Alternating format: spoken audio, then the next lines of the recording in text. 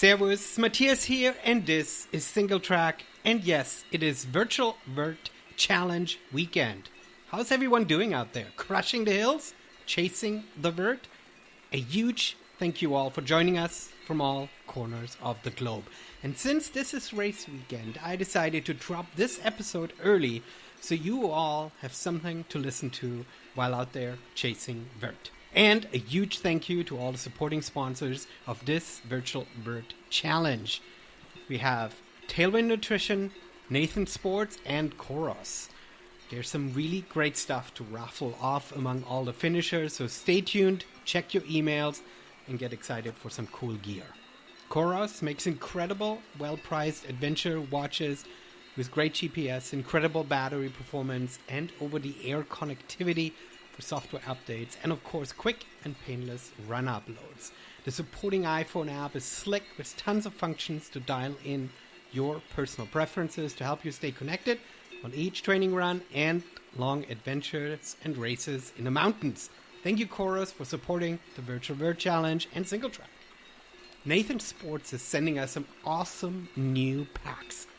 They're light, fit extremely comfortable due to their new material, and come with a bladder and in a variety of sizes. A few lucky Virtual VERT finishers will get one of these awesome packs in the mail. Lucky you! But I can't really say more at this point because these packs are so new, they aren't even out yet and are media embargoed. So, double lucky for you, Virtual VERT finisher. Finally, you the Singletrack listeners, you know Tailwind Nutrition, and yes, each finisher will get some Tailwind in the mail. The endurance fuel of my choice and of many of the best endurance athletes I know.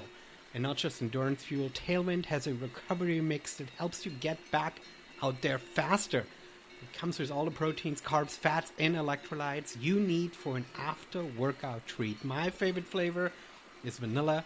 Tastes like vanilla milk, but Tailwind also offers a coffee flavor which has caffeine in it and goes great with your afternoon cake you get after your run, right? Right. Alright, here's this week's show. Thomas Reiss, German, now living in Cali, is back on the show. In the show notes, you'll find my first chat with him where he shares his running story and how he ended up in California. He just came back from one of the most epic adventures he's ever been on, and I am humbled and stoked to hear his story. As ultra runner, he's always been in love with the mountains and has been on Kilimanjaro, Elbrus, and Everest Base Camp. And now he's set his sight on Aconcagua, the highest mountain in Argentina. The Andes, the Western and Southern Hemisphere, and the highest mountain outside the Himalayas. This mountain, this beast, is 6,961 meters. That's 22,837 feet. And of course, it's one of the 7 summits. What better story to share during Virtual VERT Weekend than one of high mountaineering, alpinism, and ultimate summit stoke? I wish I would have been able to calculate his Virtual VERT score for that run, for that trip, but that is for another day. Here is the Thomas. Oh my gosh. Well, I'm super excited to have you back, Thomas. You just came back from an absolutely incredible adventure, and I guess that's the beauty of Instagram. There's a lot to be said, positive and negative, but being able to follow you along as you embarked on your journey and then achieved one of your big objectives was absolutely fascinating. So, and now you're here, now you're back on Singletrack to tell the story. Welcome back. Thanks for having me back. So had a lot of fun the last time we chatted, and so yeah, it's great just to be back and catch up on things. So for sure, absolutely. And what's always the most exciting if you bring me cool stories, right? That way we don't have to like fall into that trap of talking about boring training routines or something like that. How were your splits last week? Yeah, we don't have to talk about it. You just climbed the highest mountain of the Western and Southern Hemisphere, the highest mountain outside the Himalayas, Aconcagua. Am I pronouncing that correctly? Yep, that's correct. Fantastic. So congratulations. This was big objective, big dream of yours, and you did it. So we need to talk about everything. For how long have you been dreaming about doing that? Well, it's interesting. So I think we talked about that a little bit last time I was on your podcast. I got into backpacking and because to spend some more time with my kids when they were little. And then that kind of sort of snowballed on us where it's like, oh, what can we do next? What can we do next? And so my son and I trekked to Everest Base Camp, my younger son and I, when he was 11, I think. And then at 12, we climbed Kilimanjaro. And then at age 13, we went to Russia to climb Mount Elbrus. And he, after that, somehow, at age 13, brought up Aconcagua. And I talked to some friends of mine who are mountain guides who are very experienced, and they were like, well, you know what, it's too young, he can't do it, it's just too hard of a trip. But I started doing research on it, and that's where my fascination with Aconcagua started. And then, so that's like, he's now turning 17, so it's like 5 years ago. And so I finally pulled the trigger and did it. Unfortunately, he was really bummed because he couldn't go because he has school, and it is a long trip. It's like a 3-week expedition. And so you did it without him. That's a little mean, though. I know. You know what? He was invited, but he's like a varsity high school runner, and he's like a really eager student with lots of AP classes, and it was a lot easier when the kids were in middle school. Yeah. You know, I did a lot of trips with both my boys, like Dylan and Luke. But it was a lot easier when they were in middle school because it's like in 6th grade, you're not really missing much, you know. But right now, as a junior in high school, you know, he has to apply for colleges in fall, and so these grades matter, and so yeah. No, I hear you. My teenager is in the same phase. There's the academic piece, and then there's the social piece, right, where you sort of get the feeling that what they're potentially missing out in social life with their friends might be more important than hanging out with the parent, sadly enough. I think he would have loved that trip, but and I truly missed him because I have gotten so accustomed to like doing all those trips with him, you know, because like I said, when he was little, we went to Russia together, we went to Africa together, to Asia, you know, and so it was kind of a little strange being on a mountaineering trip by myself, you know. So yeah, no, I can see that. I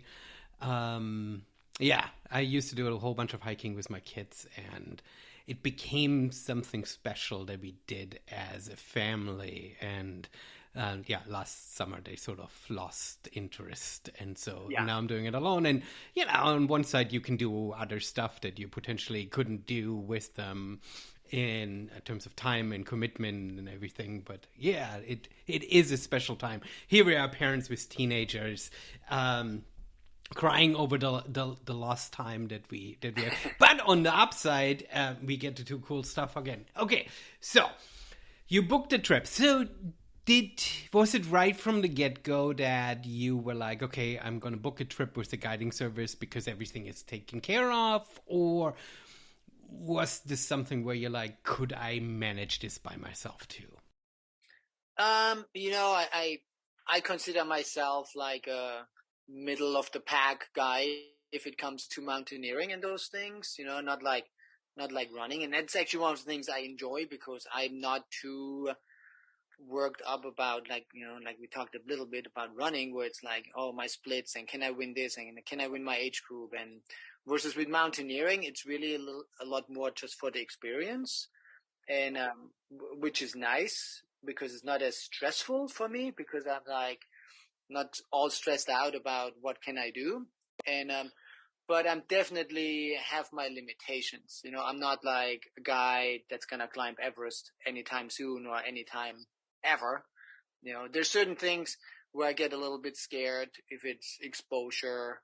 I can't do any rock climbing or free climbing, and so if I do something like that, I've always wanted to make sure I'm safe, and so I really don't consider I'm okay going for like a 3-day backpacking trip in the Sierra at Mount Whitney or something by myself. But something like on this level, I would not feel comfortable doing by myself. Yeah. Was that the main consideration, the safety on a mountain, or was it also the logistics? Because on an expedition like that, there's so much that goes into trying to figure out, everything from food to permit to weather window and stuff, right? And using a guide service, this is all taken care of in some respect, right? Yeah, I mean, it was a little bit of both. I mean, obviously it makes the logistics a lot easier. Not having to worry about anything, getting told like, yeah, here's what we need for your permit, and you get to camp and food is ready, and those kind of things. So yeah, no, that was played a role as well. And I have a company I've been going on trips with since our very first international trip, which was Everest Base Camp. They're actually up in Seattle, Mountain Madness. And they've been doing this for a long time. And so there's an established trust where I know they're good people. If something goes wrong, they're going to figure it out, and which definitely helps, especially with like an international trip. And especially right now, there was like, I think I got tested for COVID like 5 times during my whole trip. And, they like, you don't have to like freak out. When we're going to go for this COVID test? They had like a company lined up that came to the hotel, and they tested us all in the hotel, and so it definitely makes things a lot easier, which helps, like I said, like a middle of the pack guy. It's kind of like, if you run 100-mile and you have no crew and no aid station, or you run 100-mile and you have a great crew and a great aid station, and that makes your run a lot easier. And especially if you're a middle of the pack guy. So. Yeah, and if you've worked with them before, is there a personal connection too? Like, do you know the people personally, or is it more that you trust the company as you're hitting? Yeah, I mean, they're a small company, so I know the owner. I talk with them. We actually did some design work for them as well over the years. We actually designed their website. So over the years, they worked with me as well. And one of the main things, Luke and I and my whole family, we've been to Ecuador, a couple of times. And, our guide in Ecuador, Pablo, he has become a really good family friend of ours, and he has visited us here in the US. And he is, a guide from Mountain Madness, and he was the main guy, one of the 2 guides on the trip.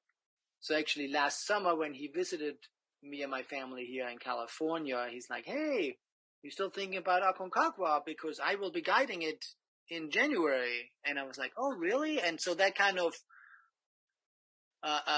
was sort of the final, like, you know what, I gonna go because I know Pablo, he's a good friend. And it actually, not to spoil anything, but it ended up that I, at the end, was climbing just with him because due to like people dropping out, it ended up being Ozzy, one of the guides, with one of the clients, and Pablo was with me, which was great because we are like really good personal friends. And so that made it a little bit extra special to actually go up and summit with him together. And it ended up almost being like a one-on-one because our group kept shrinking the closer we got to the summit.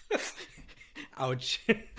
Well, yeah, well, I guess that's how it is on these trips. How big was the group initially?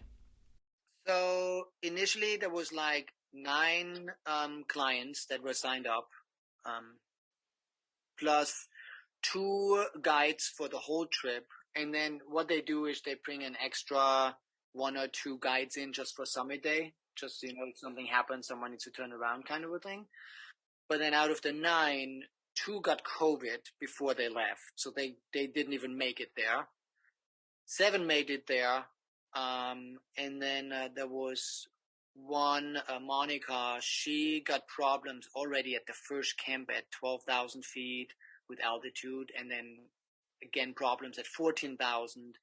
And then she went to the first Camp Canada, which is at about 16.5, and she didn't do very well. So she decided to go and drop out and leave the expedition.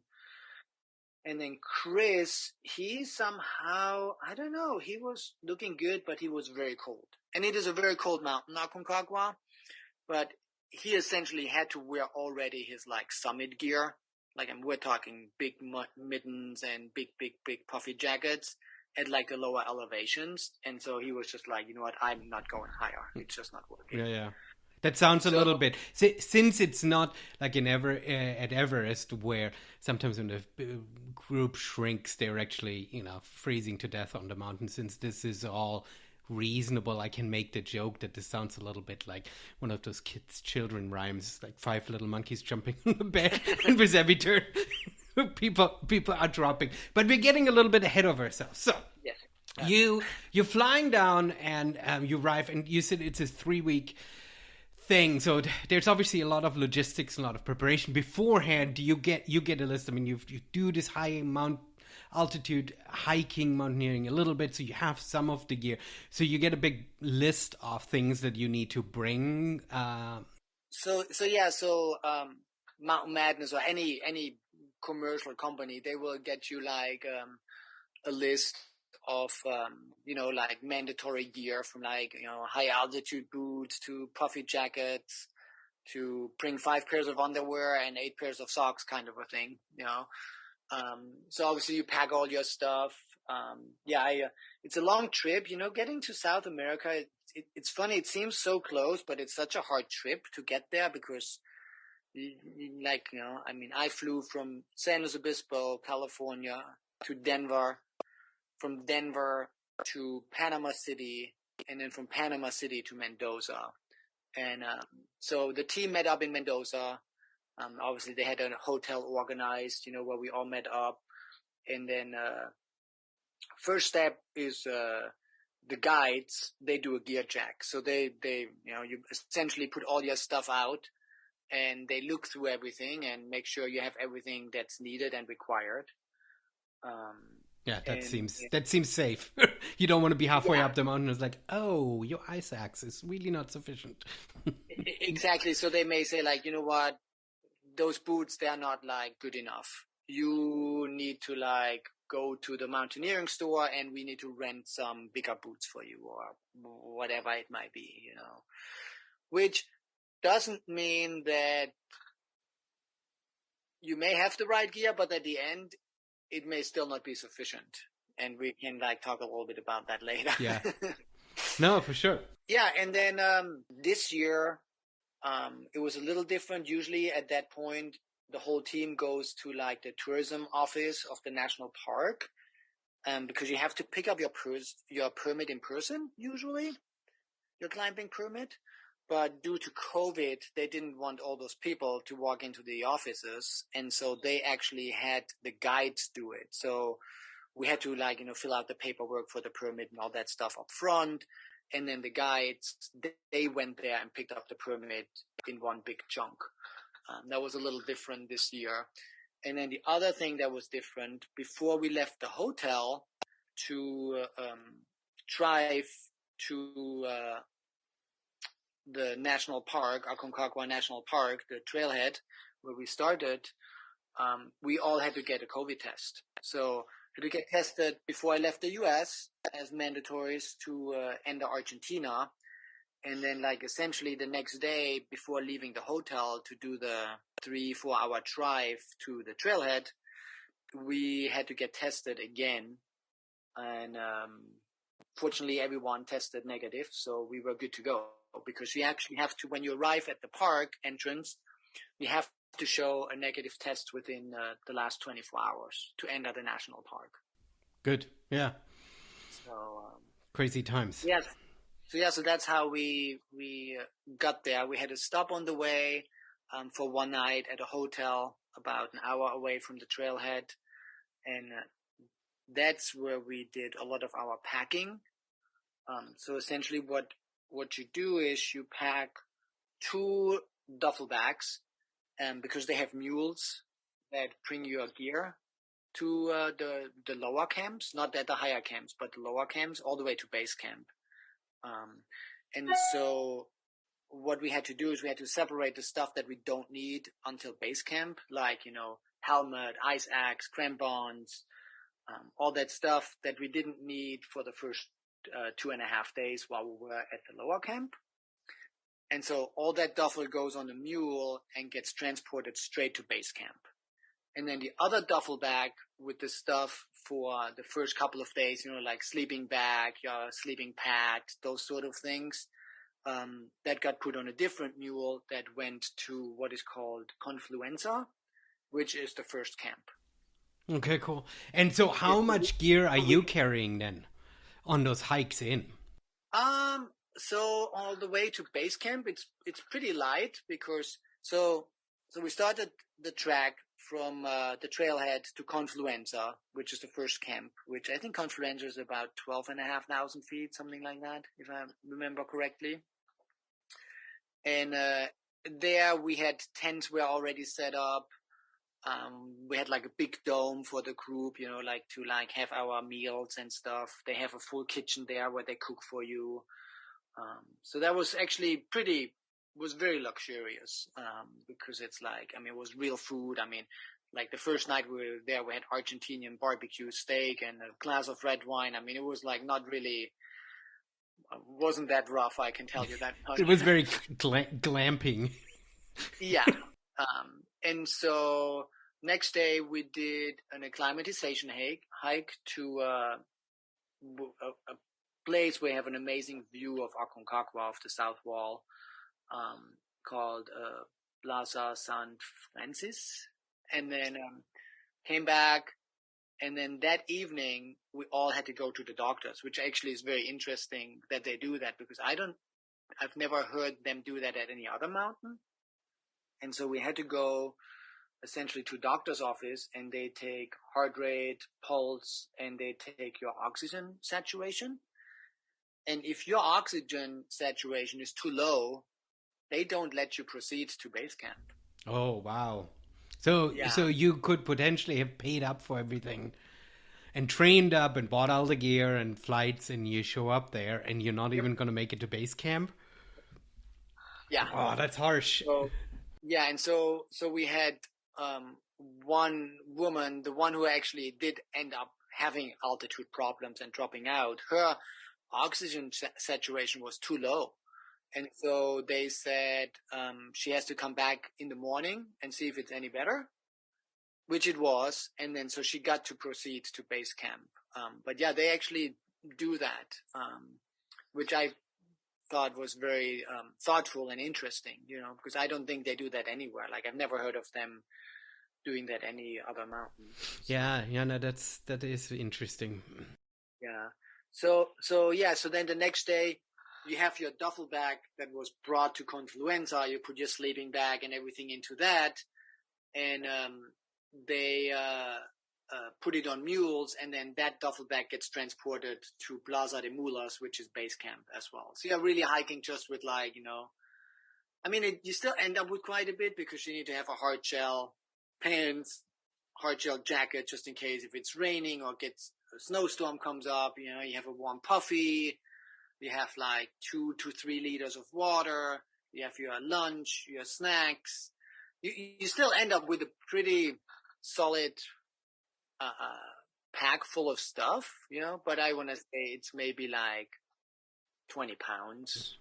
Yeah. Not it's a day pack gear, like mountaineering day pack gear, where you have all of your protective safety gear with you, but you don't have to worry about sleeping bag and exactly. Yeah, nice. Okay. So base camp, you showed me a picture. Base camp looked very very nice. I've never been at a base camp like that, but I like how these little cities formed themselves.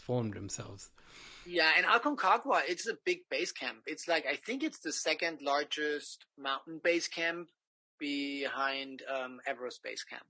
Yeah, I can see that, because the mountain, and we get to that, is outside from the altitude, isn't a very technical climb, right? So I think and it's one of the 7 summits. So it clearly must attract a lot of people who want that objective, right? Yeah, I mean, it's interesting. It's a lot harder than I thought it would be as far as from like a service and, elevation put aside, I, I personally thought, well, I'm in such good shape. I'm an ultra runner. I've done some, dabbled in mountaineering, and I thought if besides the altitude, if the weather is good, it's not going to be that problematic of a climb. But there's some very, very steep sections. There's some really kind of sketchy sections where I personally got a little bit nervous. But yeah, in the big grand scheme of mountains, it's no like G1, G2, K2, Right. Everest, Lhotse, or anything of that. Are you roped in those sections? It depends on how much snow there is. This year there was not that much snow, so we were never roped in. Yeah. Okay, cool. All right, so you arrive at base camp. What's the elevation at base camp? Base camp is about 14,500 feet. So that's essentially summit of Mount Rainier. Mount Whitney. Or Whitney, yeah. That's amazing. And that's just base camp. And how did you feel in that altitude? Because I feel altitude quite a bit, and I don't like it. I feel like I need to spend more time up in the mountains because I don't enjoy it. How did you experience base camp, which is already like, Yeah. I felt great. I felt great all the way up to high camp. I think what I did is in preparation, the last 3 weeks leading up to it, a friend of mine has a hypoxico machine. And so leading up to it, I went for an hour to hour and a half walk on my treadmill in the garage every day at like an incline. And I had the hypoxico mask on, and I just put it to 13,000 feet, which is the highest his machine goes. And so I walked at 13,000 feet for 1 to 2 hours every day for the last 3 weeks leading up to the trip. Okay. And I do think that did help me. Probably up till about like 18,000 feet. And then it was just like, suffering. But I never did have really any real issues with the altitude. There was never had a real headache. I was never like feeling like throwing up or anything. The only thing that altitude really affected me is I just was moving very slowly.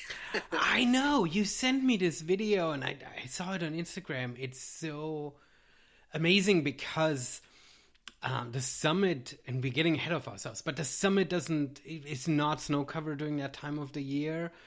And so it looks like you're just like, out on a hike outside from the gear, but you can tell how laborious it is by how slow you're moving. And it's quite startling, actually. Yeah. I mean, they say, like the average time is about 8 hours from high camp to summit, like one way. It took me 6.5 hours. So I was like quite a bit faster than average. Even so, I felt like, gosh, I'm moving so slow, it's not even funny. And the actual distance on the GPS from high camp, the physical distance was 1.7 miles.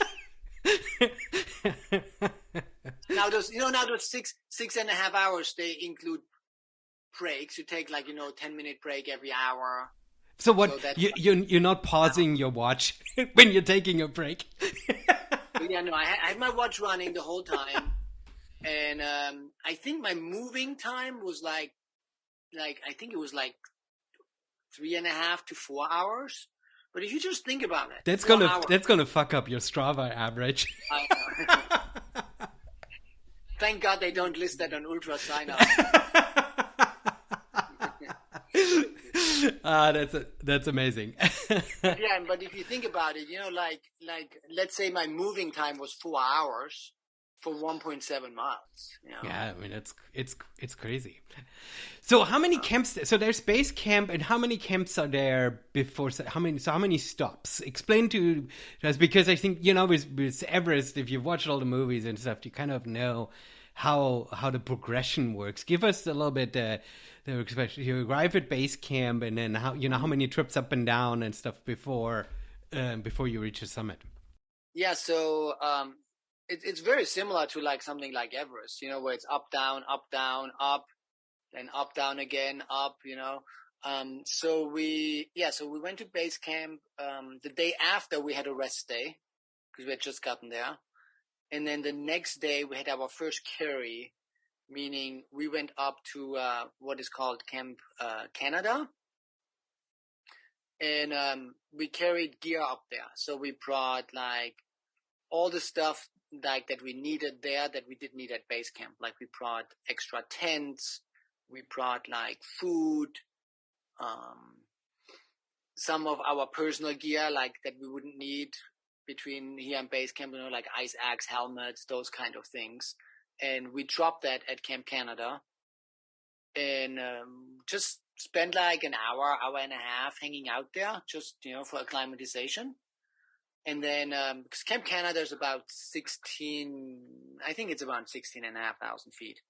And then we went back down to base camp and then spent the night at base camp. So this trip does two things, right? I mean, it helps you acclimatize at higher altitude, but you also physically just helping the expedition by actually taking gear up there.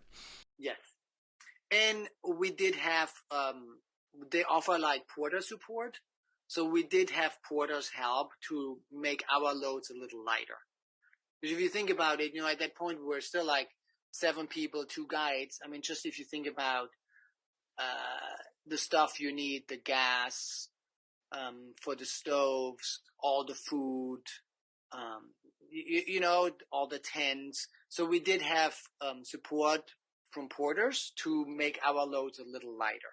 So instead of having to carry like 60 pounds, you had maybe 35 or 40, And compared to base camp where the tents were already up when you arrived at that Camp Canada, there was nothing there when you showed up. Correct. Okay, so yes. We set up the tents there and everything. Yeah. No, then obviously you couldn't do this with one carry, right? For that many people. Cool. Okay. And so then back to base camp, spent the night, and then I would have to look at my notes, but I do think we had another rest day at base camp before we went to Camp Canada. So then we went to Camp Canada, spent the night there, and there the luxury is gone. You don't have a kitchen staff. The guides are cooking meals. I mean, we pretty much ate in just a regular 3-person tent. They had like one tent that they set up where they were cooking in the vestibule of it. And then the 2 guides and like 3 people squeezed in, and we ate our dinner inside the tent in a regular tent. There's no like nice dome with a table and chairs and stuff like that. And then the next day, we went up to the next camp, which is Nido de Condores. And similar thing, carried a load up there, went back down, and then went back up there to stay the night the next day. So it was the same principle.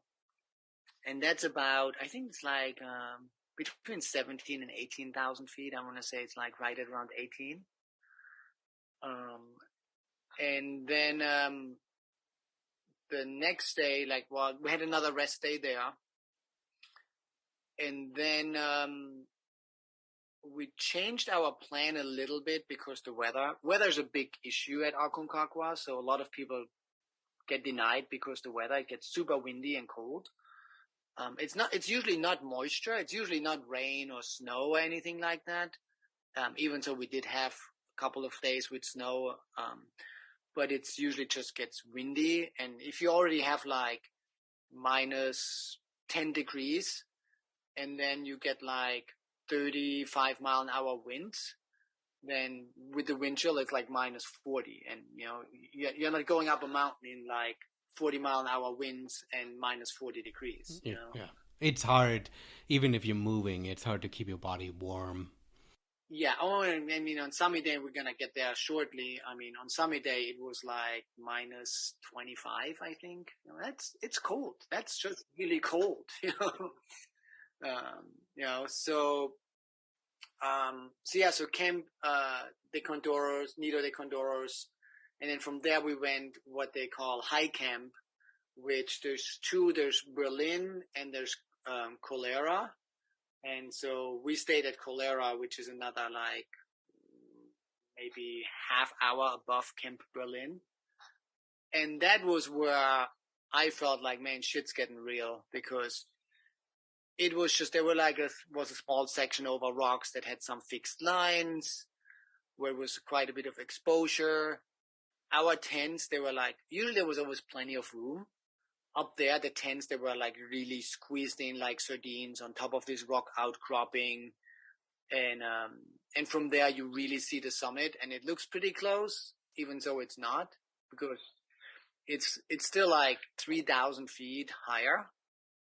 And so we got there, and that's at like 19,500 feet, something like that. And there we had like a meeting. Okay, tonight, 3:00, 2:30, we're gonna wake up. We're leaving camp the latest by 3:30. Get your stuff ready. That's where I started actually for the first time on the trip, getting a little bit like nervous. And it was like, oh man, and then there was a really scary situation. I was like, we went in our tents pretty early, and there were still people coming down from the summit that were just really slow. Because we went to bed, I think I want to say at like 7:00, and there was a girl coming down, and our guides helped her, and I thought she's gonna die. I mean, she couldn't breathe, and she was like, and they gave her a shot of I forgot what it's called. Not Diamax. Diamax is the tablets you can take that help with altitude. It's essentially something that helps with the altitude immediately. And I mean, I was like laying in my tent and was like, I hope this girl is not dying in the tent next to me. I got really kind of freaked out about it. But then I guess she got quiet, and they moved her to lower camp and stuff. And then I think she got actually helicoptered out the next morning, is what I've heard. Oh, wow. And that's all altitude, right? Yeah. Wow. I mean, it's on average, there's 3 people die every year on average on Aconcagua. It's a serious mountain, It's like, I mean, it's, as far as 7 summits, it's pretty accessible. Yeah, there is not too much true technical skill required as far as like climbing and rope teams and stuff like that. But it's legit, man. It's no joke. It's tough, right? Because what people are saying in mountaineering, the thing that gets you are avalanches and glacier travel, so stuff that where you are dealing with snow, or crazy weather, snowstorms and things like that. And so because this seems to be a mountain that doesn't have these kind of dangers, I think people might underestimate it and then run into trouble. Yeah, I would absolutely agree on that. Yeah, 100%. So that's like, that essentially gets us to summit day. And then, we like, so at that point we were down to 5 people. But then one of the guys, Rich, he had struggled, and he was just too slow. So I think the guides just told him he can start, but he will most likely get turned around because he's moving too slow. And so he decided, he was like, you know what, I made it this far, I'm happy. So he decided to just stay at high camp and not even start the summit attempt. And then it was like John, Amanda, Sean, and myself. So we ended up with 4 people. And they brought in an extra guide for the summit day. So we left with 7, 3 guides, 4 climbers. And at about 1,000 feet up the mountain, Sean, who was like he was my roommate in the hotel and in the tent, and he was super strong. And I thought he's for sure gonna make it. I got a little bit nervous because I had struggled on the day to high camp. I really struggled, and he was doing great. So I thought, oh, he's gonna for sure make it. And he got out of nowhere, got really altitude problems and headache and not feeling good. And so he turned around at about 2,500. And then, so he turned around with the third guide. We kept going.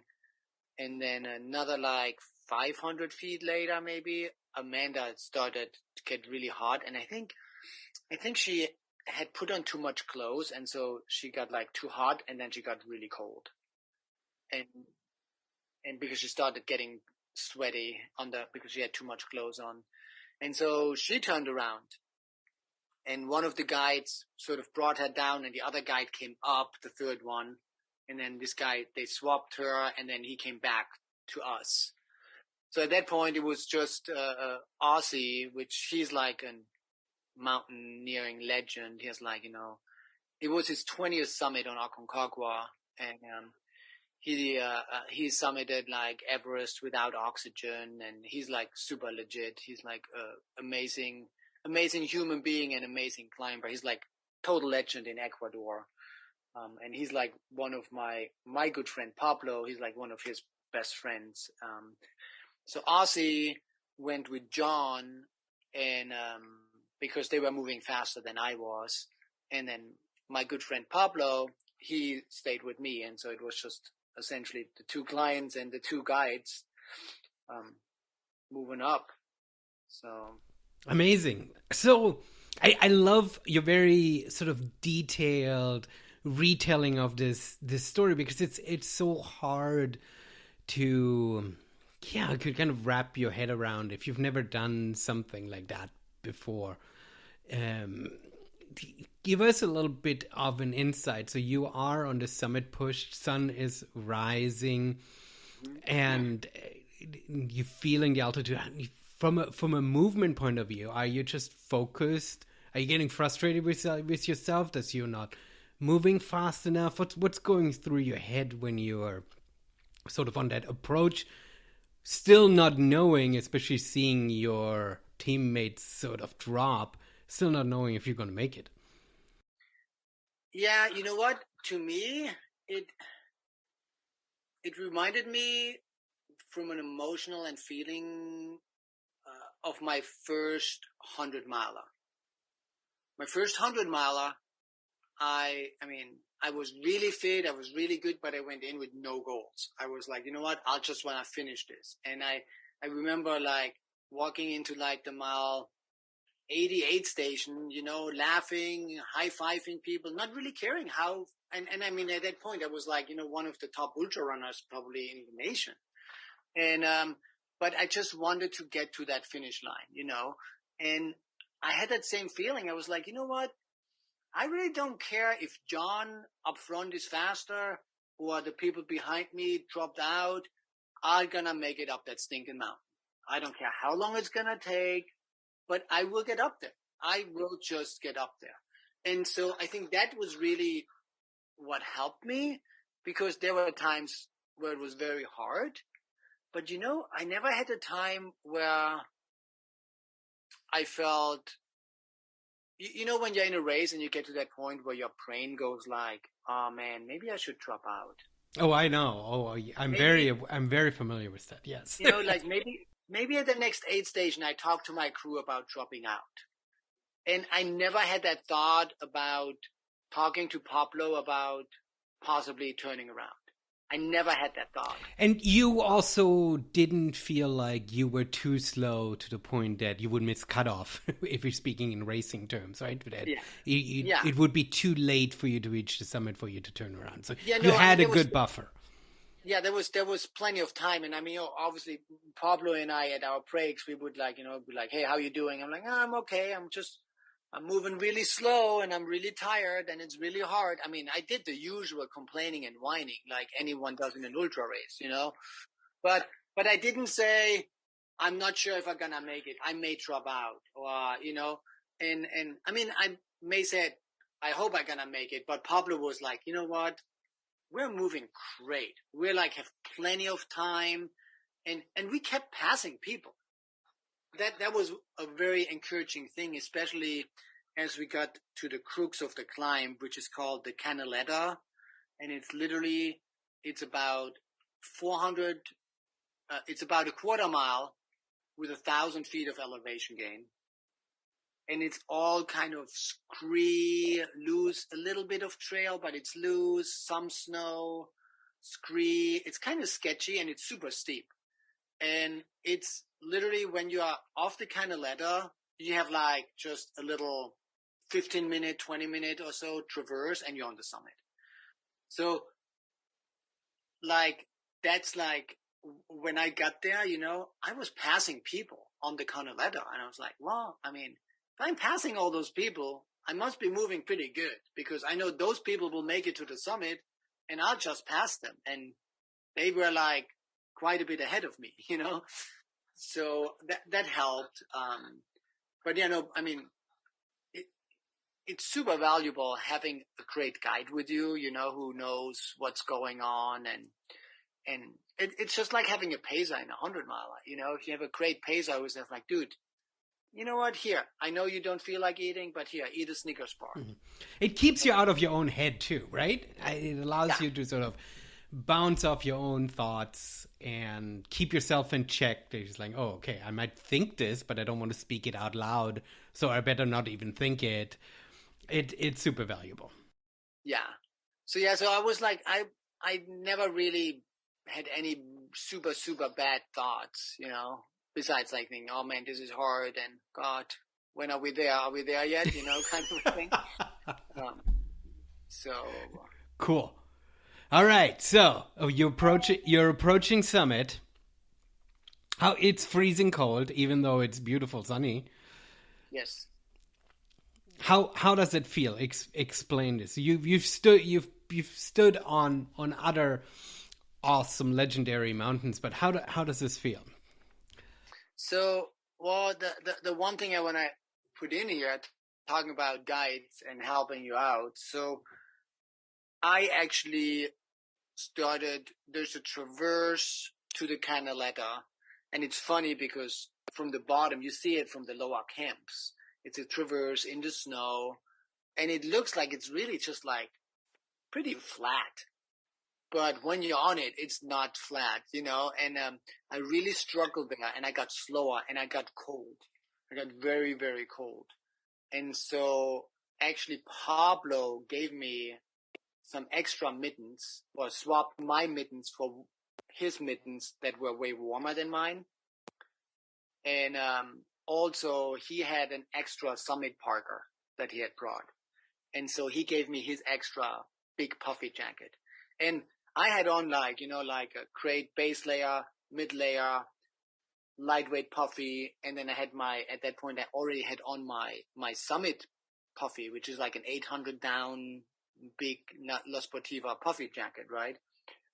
Which was approved by the guides that it's going to be sufficient enough, And that's what I said earlier. Sometimes it may look like it's sufficient enough on paper, but at the end it may not.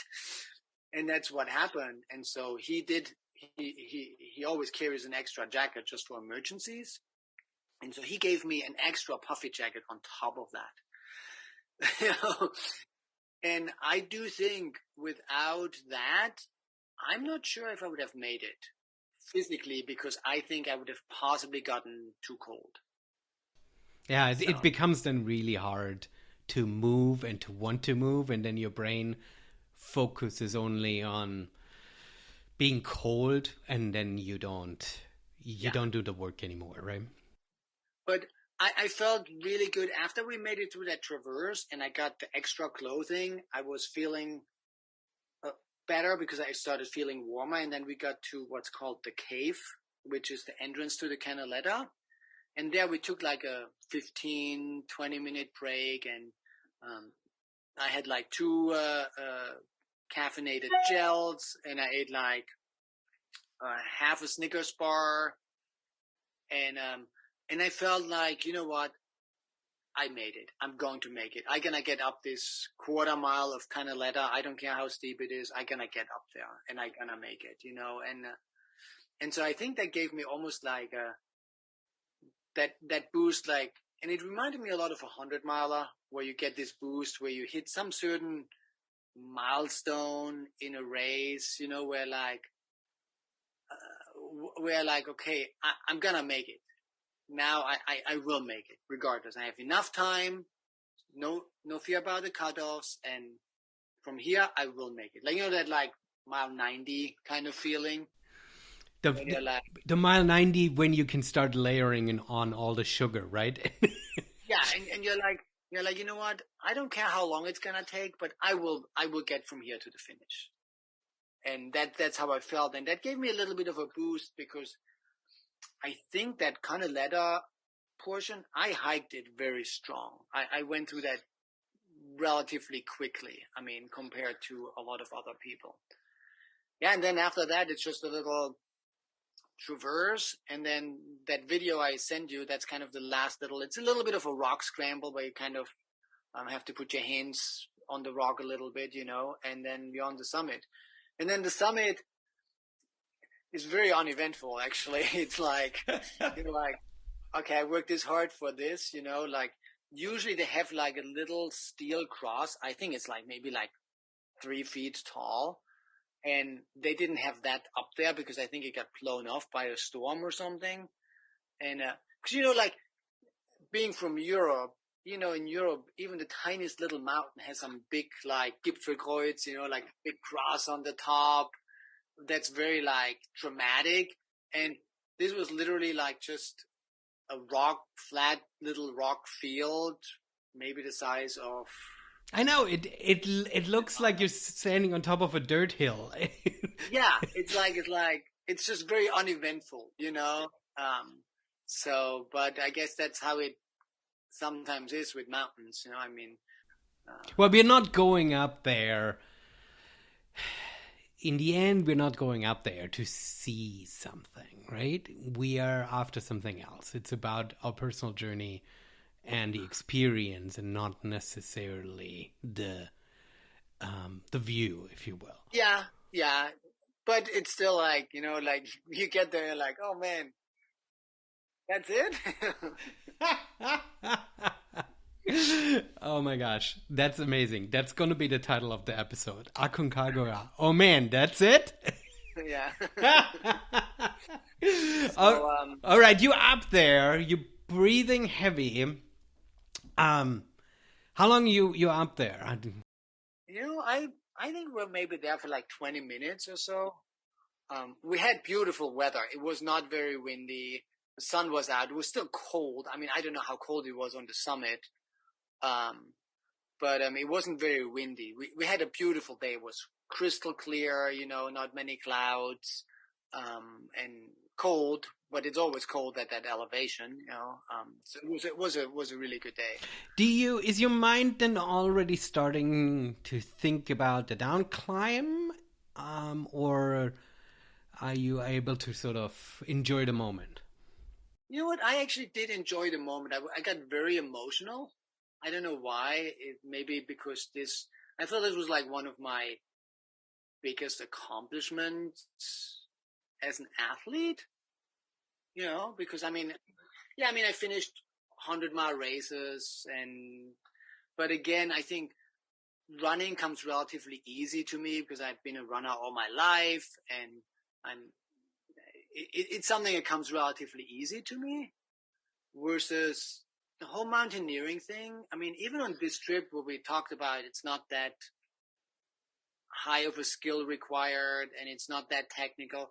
There were still some parts where we're on like a 45-degree snow slope, and we didn't go with ice axe, and we weren't on a rope, and I'm like, shit, if I fall right now, this is gonna not be good, And there was things that were like made me uncomfortable, that are like sort of, not like with running, I'm always comfortable. I mean, like in a 100 mile, I mean, obviously it hurts and all that stuff, but I've never been scared in a 100 miler versus there's some fear to overcome for me.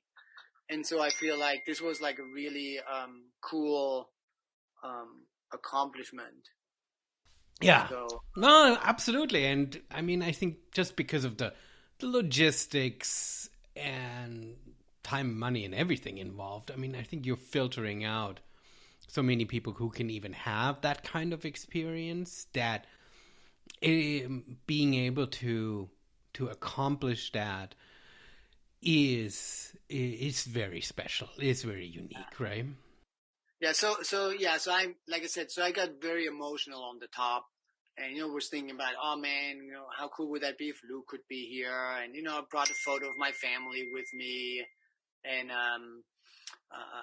like we have this little beanbag, a little beanie baby like stuffed animal that Luke has one and I have one, and they've been on all our trips, and I brought mine and I took a photo with him, and I was like, oh man, I wish Luke would be here. And so I got very, very emotional on top. So I didn't even really think very much. I think on the top, I didn't think about, oh, this is going to be hard to go down, or it was just, I think it was like a little bit of an emotional mess in a way, And then eventually Pablo's like, okay, hey, eat something, drink something, and yeah, we need to like get going down, and so we started, the downhill, and then, Aussie and John, since they were early on the summit, they actually left shortly after Pablo and I got there.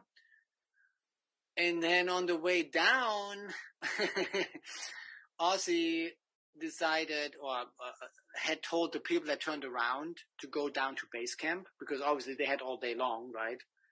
And base camp from high camp is about a 4-hour downhill, maybe something like that, 3 to 4 hours, because he's like, you're gonna sleep a lot better at 14,000 than 19,000 feet, right? And so halfway down, they radioed us and said, how would you guys feel to not stay at high camp? Because we're supposed to go up and back to high camp, right? How about if you guys descend as well to base camp? You guys are strong, you can do it. Because Aussie and John decided to do that as well, just for the reason, like, if you're at base camp, you just sleep better. And on the way down, you don't have to worry about packing up the tents and taking them with you. Porters are taking care of that? Yes, they had that. That would be all taken care of. So it was literally just get to high camp, eat a snack, and then continue down to base camp. And so we kind of said, and Aussie, I mean, he knows my background, and so does Pablo. They're like, well, you've done 100-milers, and I mean, you're like 7 hours into this. It's gonna be like 2 hours back to high camp, 2.5, and then like 3.5 to base camp. You can do it. And I was like, I guess I can do it, So we decided to go down to base camp as well, which made it, instead of a 2.5 down, made it like a 6.5-hour down, almost, something like that. Which makes sense for a really long day, but I mean, I've not been at anywhere close to altitude that you're speaking of, but every step that you are dropping does make you physically feel better. So it totally is worth trying to get to more oxygen as fast as you can, right? I mean, I slept like a baby that night at base camp, and I bet you everything at high camp, I probably wouldn't have slept very well. Yeah. But it did make for a long day. It made the day, instead of being like call it a 10-hour day, made it a 14-hour day or something like that, And, it was like 9,000 feet of downhill in that elevation, Oh, well, not that, but the thing is, it's all super steep, I mean, we're talking, I don't know the distance from base camp to the summit, but I don't know, my guess, it's maybe like, 6-7 miles total only in actual distance. Because we're like having 9,000 feet of downhill over like, whatever, even 10 miles. Yeah. That's And, a lot of downhill. and you're wearing your heavy mountaineering boots, right? So Oh yeah. Oh yeah. I it's mean, not it's like like you can put some super cushy shoes on and you can just roll no. I down, mean, right? no. I mean, you have like the double boots, the big big Everest boots on. You're not even in like hiking boots or Right, something. It's right. like big double high altitude mountaineering boots. So, but yeah, got down, and I mean, base camp looked really great getting there. I mean, I wasn't like, I mean, I wasn't as sore and stuff, but I would say generally, physically and emotionally, I was just as beat up as after 100 mile. Yeah, you drain. Well, I mean, for 13 hours and that altitude with pack and with everything that you've done before, yeah, I think that makes sense. Yeah, no, I mean, I was done. Hmm. And then also the emotional relief of not just being at Yeah, high camp where you have more downhill climbing, hiking, and terrain navigation ahead of you, but you're at base camp where you can then also relax, right? I mean, exactly. you feel like you're truly out of it. Yeah. You are away from possible danger, weather or whatever, right? Yeah.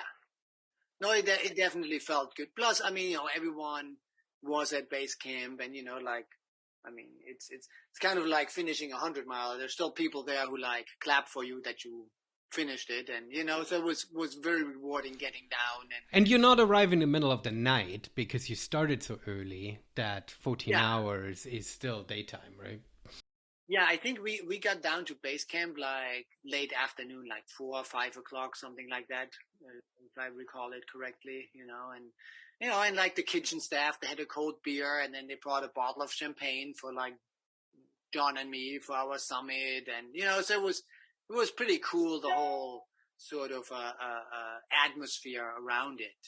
Yeah, That's amazing. I congratulations. That is an incredible adventure, an incredible physical feat. I'm glad you got to experience that.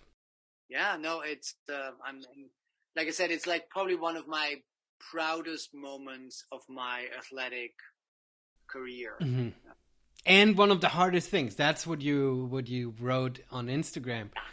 Um, yeah, So yeah, fantastic. that's it. Amazing. And then you're just hiking out and you're sort of like floating at that point, right? Because you've got your big Well, achievement and you're like, all right.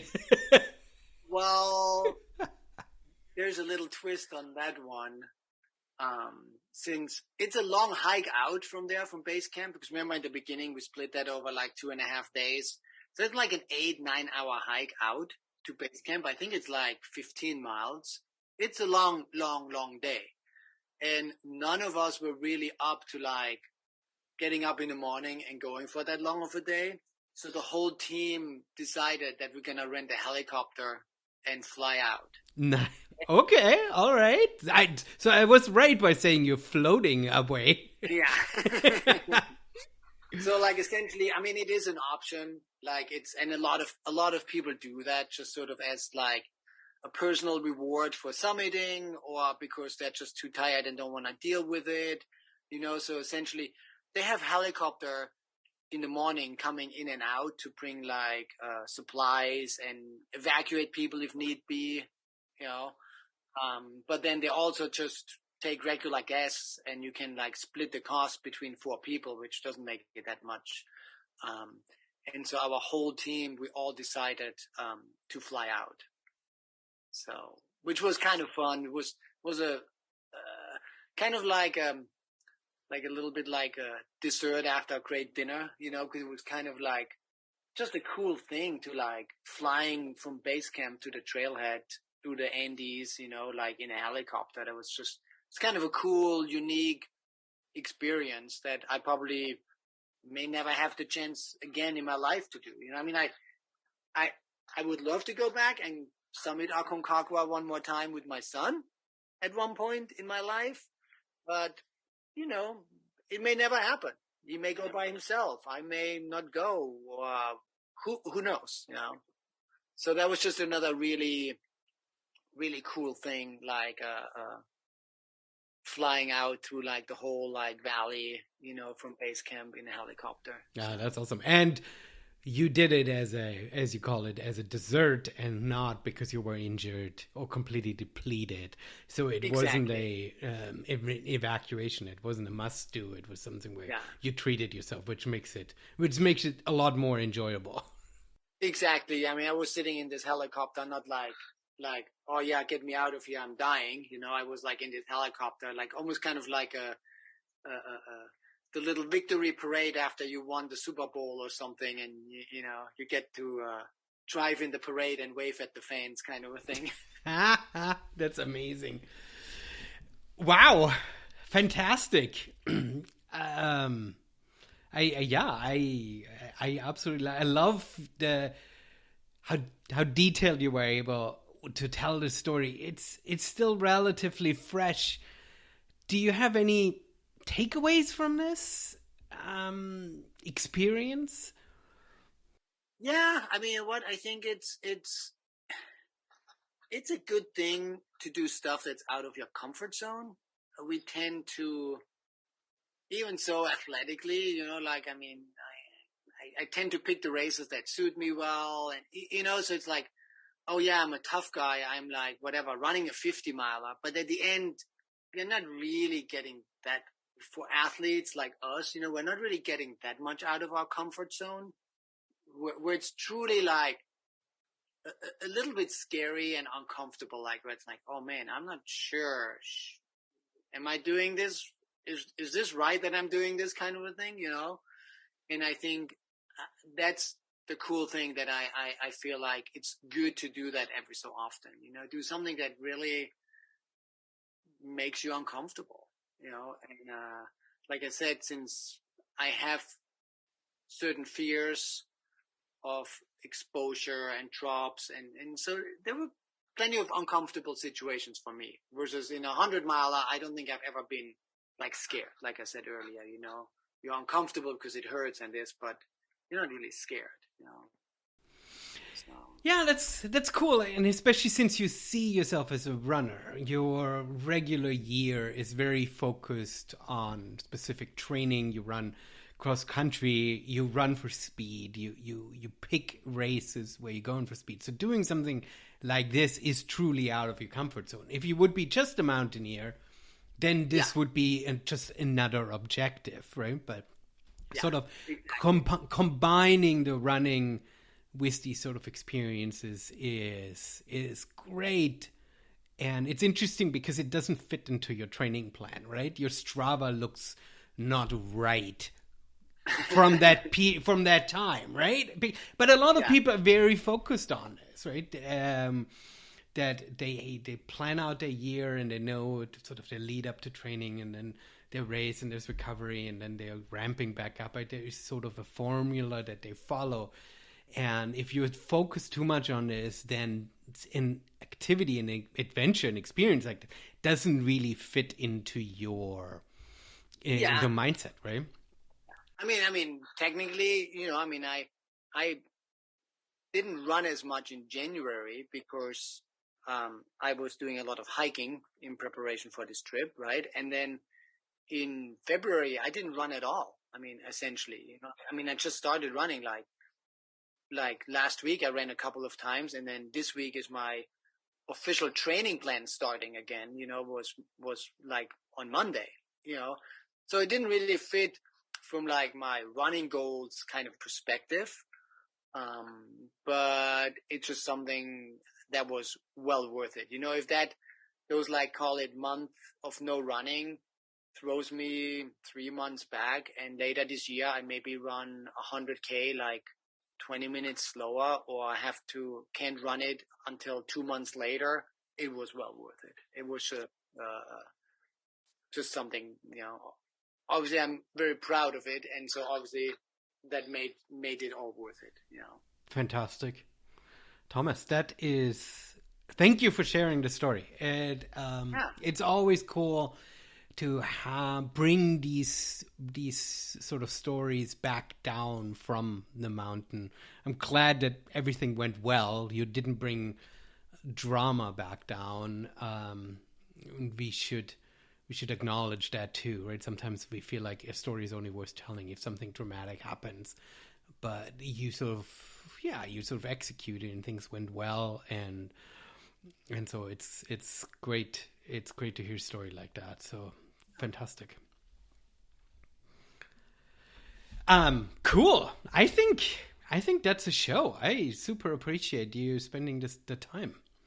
Yeah, absolutely. Well, thanks for having me back. And like I said, anytime if there's a new adventure, Yeah, I know for sure. Now it's back to training and trying to run fast, which was a little scary the first couple of runs, like seeing like how much fitness you lose in like, if you don't train for like whatever 6-7 weeks, and I'm like, oh man, this running thing is a lot harder than I remembered it. Yeah. Well, and when you're up in these high camps and when we have these rest days, right? I mean, you sort of don't really do much because you're not supposed to. Yeah, exactly. It's not like you're like, okay, I'm going to go on a quick run because I have nothing else to do. That was one of the things I really paid attention to, like on a rest day, I was resting. I was sleeping. I was like not doing anything, and same on the early days. I was always one, even so I think I was definitely, I think John and we were probably the two, at least on paper, fittest ones in the group. But I was always in the back of the group in the early days, just because I was like, gotta conserve energy and like take it easy. It's all about one day. It's all about summit day. That's the only day that matters. Yeah. So. No, for sure. Do you want to tell the listeners where they can reach out to you? We'll definitely have stuff in the show notes too, links and stuff.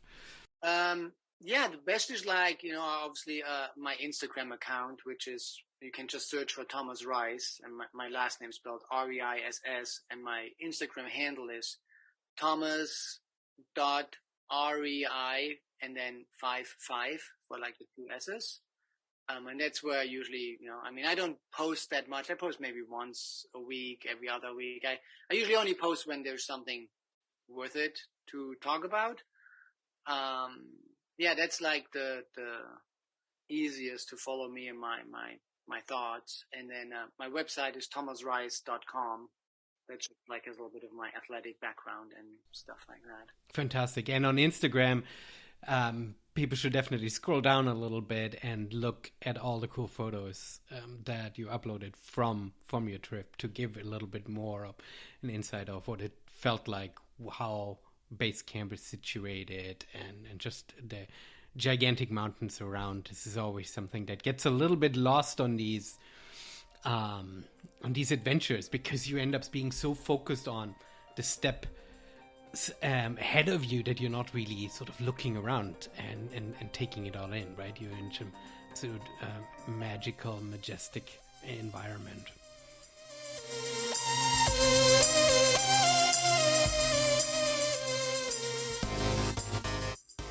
Thanks for listening, everyone. Thanks for chasing Vert this weekend.